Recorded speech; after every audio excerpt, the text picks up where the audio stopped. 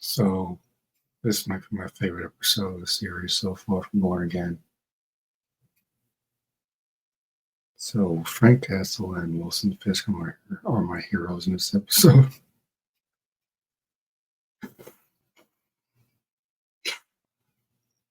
I looked on the Disney Plus app and I saw Frank in the thumbnail. I'm like, finally. He's going to be the one to kick Matt in the balls and get him to stop crying and just with dumb shit he's been doing for like the last 3 episodes. Pitiful. And so, like, Matt's investigating the death of White Tiger, who I thought was completely wasted in the show. Of course, his little 12-year-old niece somewhere, her name is Angela, Ava, whatever her name is. Somehow she snuck in to the freaking morgue of the hospital. I don't know how it happened, but there's no way she should have been able to get there. There's no way. She was like 10 years old. How in the world did she sneak in there? Just so we could see her crying about her uncle being shot and set the stage for her becoming a new White Tiger in the future, which they will do, because there are 2 White Tigers in the comics. So my favorite scene in this episode, besides the end credits of Wilson Fisk unveiling that he has Vanessa's little side piece locked up, which I knew he's got them locked up somewhere.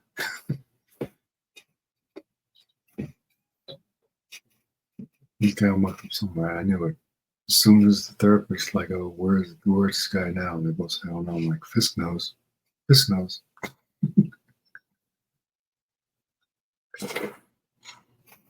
And so Matt follows the trail and leads him to Frank Castle. And of course, John Bernthal looks like he just stepped right back onto the role of Frank Castle like he never left. Last time we saw Frank was probably at the end of the Punisher series. No idea what he's been doing since, character. Of course, he reiterates their conversation that they always have with Matt. You beat the bullies up with your fists, and the next day they're on the street doing the same goddamn thing. What do you do? You beat up the bullies with your fists.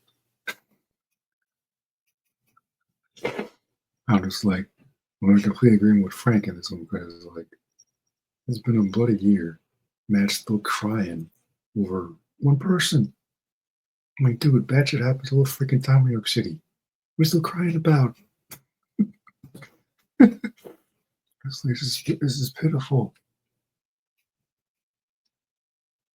So you're probably gonna hear me comparing this shit to freaking those dopey Dark Knight movies where Bruce is crying a little bitch for 10 years because Miss Piggy got blown up. Well, she would date another guy anyway. So I don't know why I cared at that point anyway. Like, it was like, it's not about him. Of course it is. Like, I can understand if it was Foggy and Karen that got shot. I mean, on reality, boy, they should have just gone off with Fisk to Foggy and Karen. Like, Foggy, I thought they put him away. Foggy had nothing to do with both being arrested. It made me wonder if he actually figured out that Matt is Daredevil, which I don't know how you would know that, but it just looking back, it's kind of sloppy the way they did it. I'm like, why did you bring all these characters back from the OG series just to kill off maybe the one character you actually need in the show? Because Foggy was a great balance for Matt. Like Alfred with Bruce. Bruce never listened to Alfred, but Alfred's always been that good foil that he always needed. Keep him in check. And then getting rid of Foggy, the show really lost something valuable. I think Karen disappeared. So we can't talk to her about all this shit. So we went after you got run to the Frank Castle, and this is one of the funniest scenes I've seen in a minute. Because like he's trying to fight the urge to be who he is, which is Daredevil. Matt Mark is the mask. It's like Batman. Bruce is the mask. Batman's who he is. It's not a part-time job. It's who he is. Like wearing that mask, that cowl. That's who Bruce Wayne is. Wearing that cowl, that's who Matt Murdock is.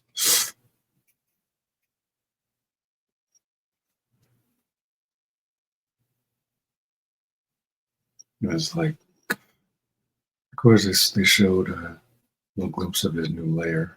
He has on the rooftop. He was banging this lawyer chick or whatever her name is.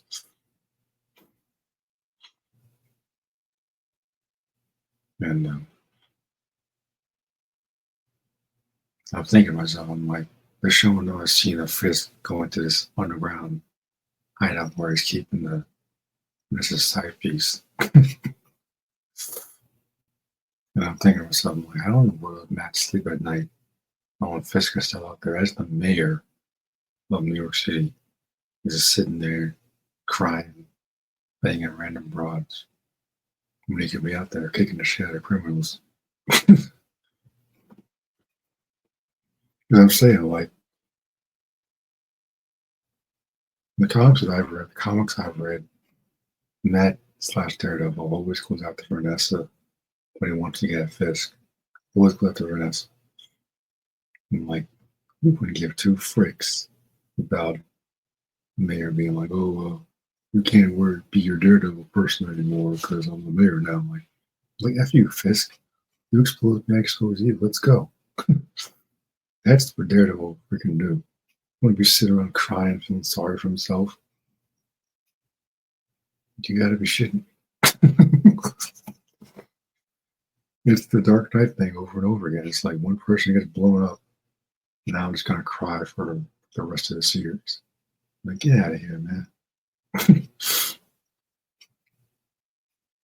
Again, I'm trying to build up to something, but like it's kind of sad when, and that's really sick and tired of seeing these masculine ass superheroes crying like little girls. It was like when we was talking to Frank, like, oh, Christ. I'm doing the same thing. I'm like, dude, is he gonna start crying?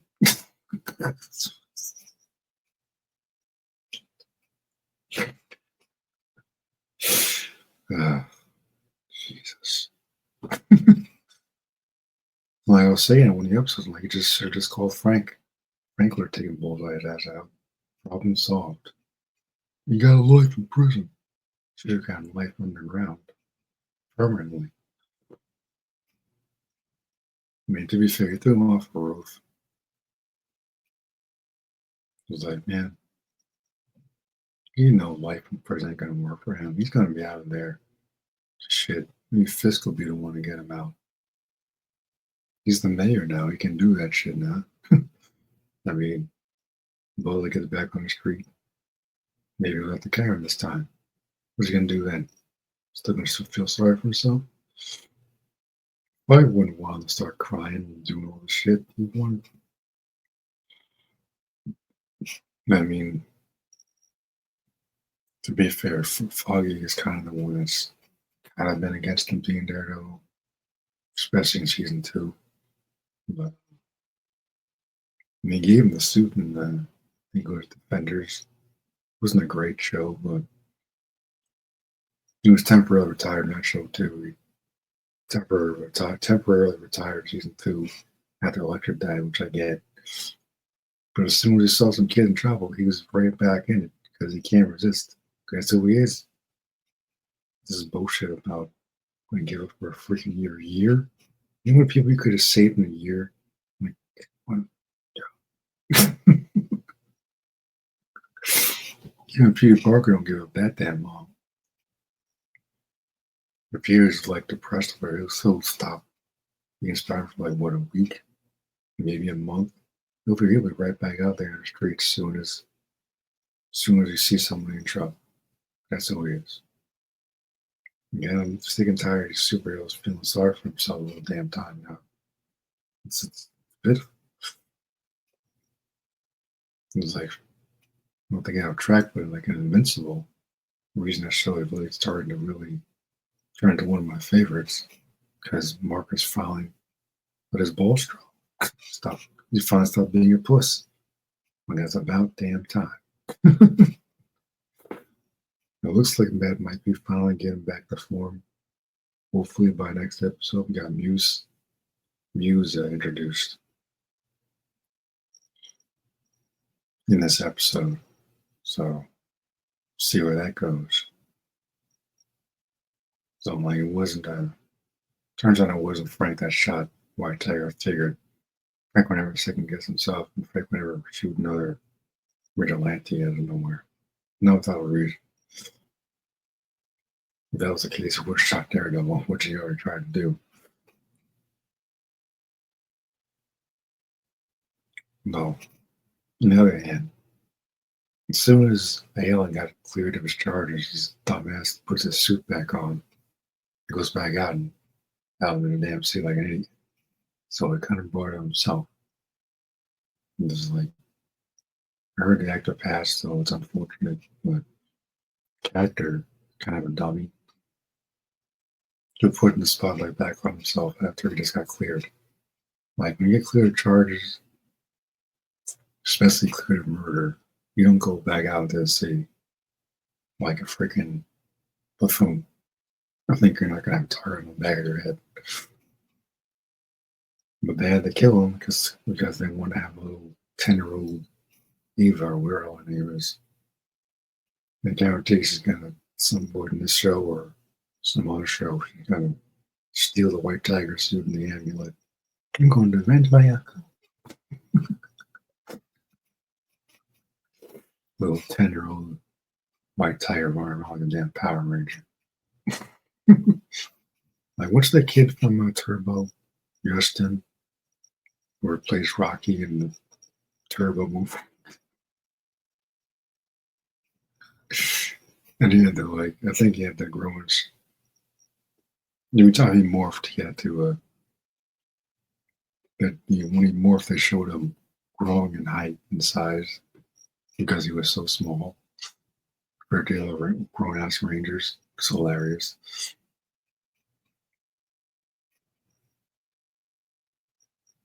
Like my favorite part of this episode, besides Frank Castle's appearance, I'm guessing they're going to save whatever they're doing with him for that special presentation next year, I imagine. But Fisk, the reveal of Fisk keeping Vanessa's side piece in that cell is hilarious. Saw it coming out by I'm like, Fisk knows where he is. And, that's why I'm like, yeah, you can't hide who you are. And for the record, no one really changes. One thing that changes is the mask you wear. See, if Fisk's new mask is being the man, he's still going to be the same shady piece of shit he's always been. And Matt needs to stop crying, feeling sorry for himself, and embrace who he is. Stop trying to send these crazy ass criminals to freaking jail like it's going to make a damn difference. And that's the one thing I had actually always admired about Frank Castle is that he puts these stupid criminals in the ground.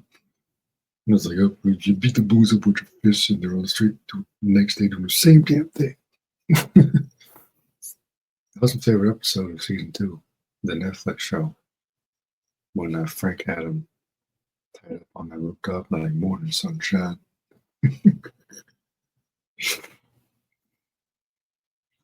They coming for you, Red. When you got the edge to grow wings.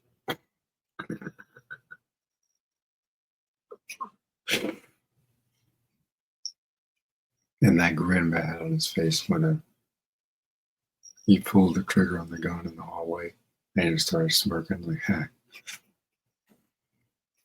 It's a nice little nod to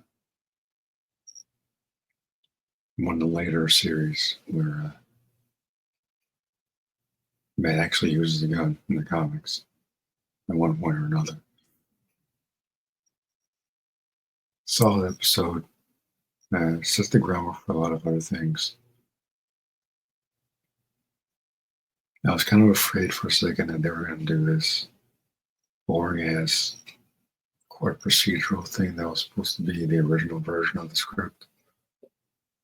that apparently Kevin Feige came in there and just discarded all that crap. Looks like they might have kept some of it after all because Matt hasn't been in the suit since the premiere. He's been sitting around for like a bloody year doing nothing. He got away from prison. Like, oh, please. If he was still wearing a suit, would have beaten Luke Shed and Bullseye. And he did. I mean, to be fair, he threw him off the roof. But I'm like, still, I'm like, dude.